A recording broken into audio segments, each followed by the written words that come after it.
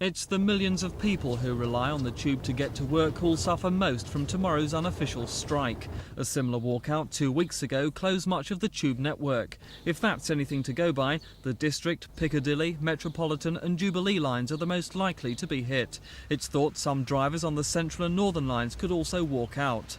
The main problem for passengers will be how to get to work.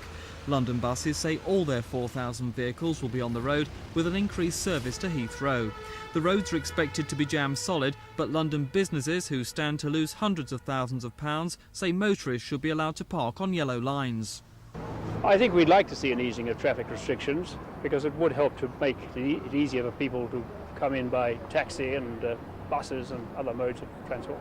But Scotland Yard disagree. They say it would lead to worse congestion. In fact, they're increasing the number of traffic wardens on duty. Whilst one might say, why are the restrictions in force? Of course, the restrictions are enforced because on a day when a lot of motorists, even more than usual, will be coming into London, it is necessary to keep the streets clear, it's necessary to keep the junctions clear, and therefore the restrictions are even more important than on a normal day. Passengers say tube drivers shouldn't take their grievances out on them.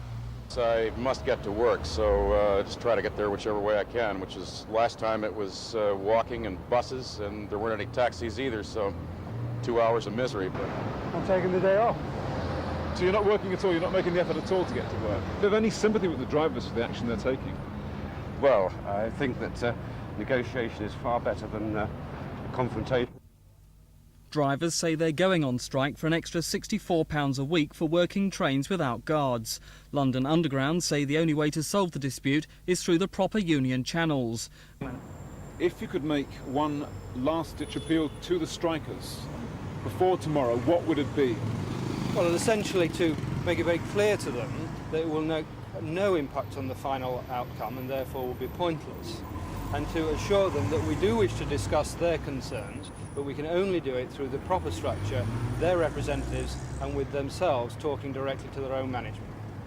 So for the second time in a fortnight, London Underground's 2.5 million daily passengers face nightmare journeys to and from work. And with no end to the dispute in sight, it seems more strikes are inevitable.